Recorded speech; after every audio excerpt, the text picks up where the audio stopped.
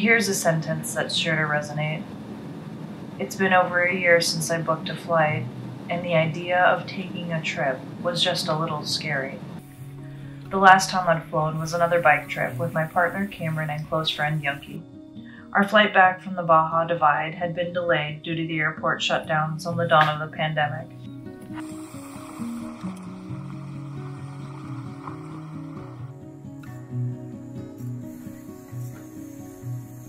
A year for the record books had passed. I'd taken my first big kid job as a manager at a well-known theater pub in Anchorage, Alaska. Then, the world turned upside down, and we were in pandemic mode. Days were a blur of controlled chaos, some less controlled than others, each day seemingly more stressful than the last. I cared so much about the staff I'd freshly inherited who were suddenly furloughed. I worked way too many hours and was too regularly reminded of the absorptive power face masks had on tears. It took time to acknowledge I needed to seek help to bolster myself. Starting therapy was a huge step in the proper direction. Starting an antidepressant was life-changing. Half a year into this self-healing journey, Yunki invited me to Utah. I realized it was a trip I needed.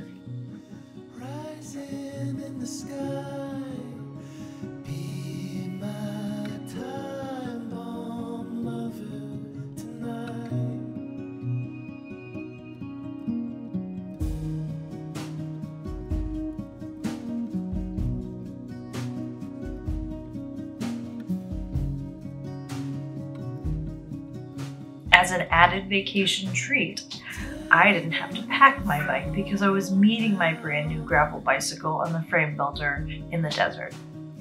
The frame builder, Mark Hall of Mayhall Bike Works, drove 950 miles to deliver my bicycle in person and join in the shenanigans. Mark and I were the only two of the group who hadn't previously experienced the splendor of travel in Utah. Not only was I taking in the alien landscape for the first time, I was on a brand new bicycle designed for me. The bike was the brainchild of Mark and my partner Cameron of Renaissance Cyclist.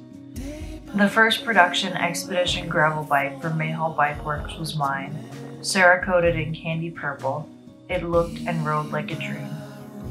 The long wheelbase was confidence-inducing, and the geometry really let me know I was utilizing these quads of mine.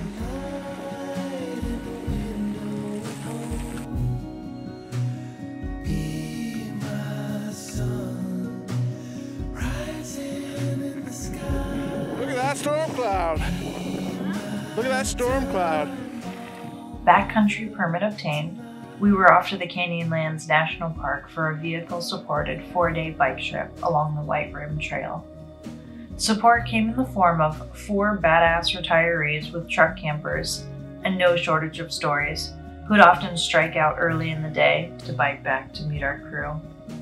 The rest were a group of 11 cyclists composed of 5 couples from all over the country, some veteran bikepackers and some on their first overnight via bike.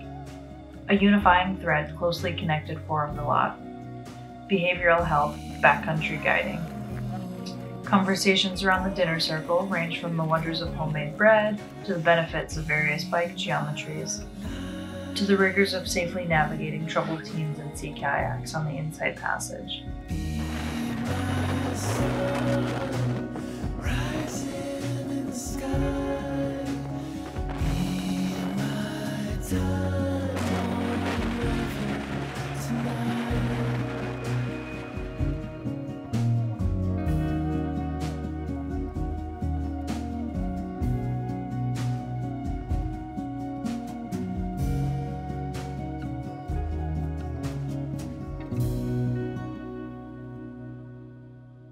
This trip was such a mind-boggling combination of stark desert solitude and warm camaraderie.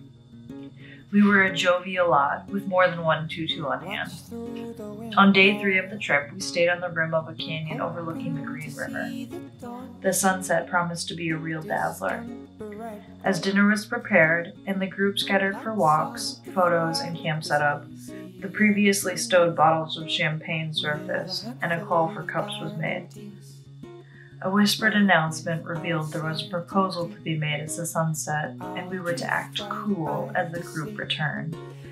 An uproarious cheer was had as the champagne flowed for a group that ranged from newly engaged, coupled or wed for 3, 6, 10, 20, and 50 plus years.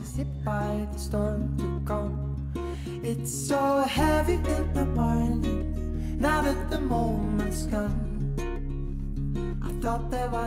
Each day, I felt more connected and in love with my new bicycle, and more able to shift my focus to the delights all around me. The desert is vast. I felt as though I'd breathed out some of the stress weighing on me into those unforgiving surroundings. Another delight of the trip was the connections made. We were a convergence of friend groups, many having never met. Yet we shared laughter and coffee brewing apparatuses at the beginning of each day, stories and laughters at the end of it. For many of us, it was our first big outing in a year. After a year of social isolation, my heart was left smiling. It's so heavy in the morning, now I'm the only one, soaking up the silver lining, breathing in the quiet, before my paradise is hit by the storm to come. It's so heavy in the morning, now that the moment's gone. I find myself back to the reality of everyday life in Alaska. With each new day comes added light. The snow piles and ice are melting away, but spring breakup is no place for a gravel bike. For a proper springtime, my bike is with Russ at Path Less Pedaled. We'll be reunited in June for another desert rendezvous, this time in eastern Oregon on an 870-mile route.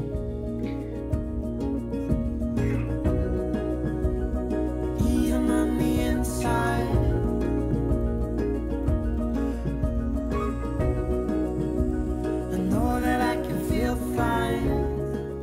Here's a sentence that's sure to resonate.